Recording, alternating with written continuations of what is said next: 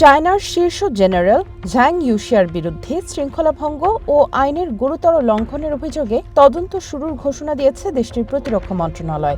General Zhang ইউশিয়াকে president Xi Jinping এর ঘনিষ্ঠ সামরিক মিত্র হিসেবে বিবেচনা করা হতো। চায়নার প্রতিরক্ষা মন্ত্রণালয় জেনারেল ঝ্যাং এর বিরুদ্ধে আনা অভিযোগের বিষয়ে বিস্তারিত তথ্য প্রকাশ না করলেও দেশটির উচ্চপদস্থ কর্মকর্তাদের বিরুদ্ধে এ ধরনের তদন্ত সাধারণত দুর্নীতির অভিযোগের ক্ষেত্রেই করা হয়ে থাকে।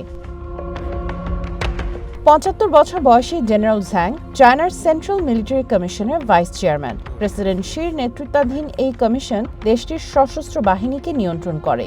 এছাড়া তিনি ক্ষমতাসীন কমিউনিস্ট পার্টির নীতি নির্ধারণী পর্ষদ পলিট ব্যুরোর ২৪ সদস্যের একজন। তার বাবা ছিলেন চাইনিজ কমিউনিস্ট পার্টির প্রতিষ্ঠাতা জেনারেলদের অন্যতম সদস্য। প্রেসিডেন্ট শি জিনপিং এবং জেনারেল ঝ্যাং এর বাবা ১৯৪০-এর দশকে চায়নার গৃহযুদ্ধে একসঙ্গে লড়াই করেছিলেন। প্রচলিত অবসরের বয়সসীমা পেরিয়ে গেলেও তার উপর গভীর আস্থার কারণে শি জিনপিং তাকে নিজ পদে বহাল রেখেছিলেন। জেনারেল ঝ্যাং ছাড়াও চায়নার আরেক জ্যেষ্ঠ সামরিক কর্মকর্তা জেনারেল লিউ জেনলির বিরুদ্ধেও তদন্ত চলছে। এর আগে গত বছরের অক্টোবর মাসে ৯ শীর্ষ জেনারেলকে বরখাস্ত করা হয়। সাম্প্রতিক এসব পদক্ষেপকে গত কয়েক দশকের মধ্যে চায়নার সামরিক বাহিনীতে অন্যতম বড় শুদ্ধি অভিযান হিসেবে আখ্যায়িত করেছে আন্তর্জাতিক গণমাধ্যম।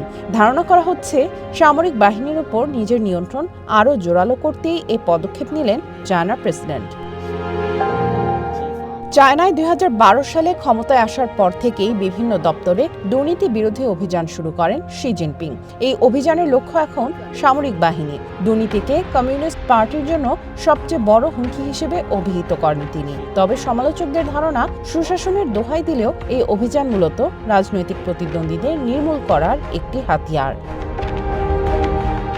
সামিয়া জান্নাহ, ওয়ান ইন্টারন্যাশনাল ডেস্ক।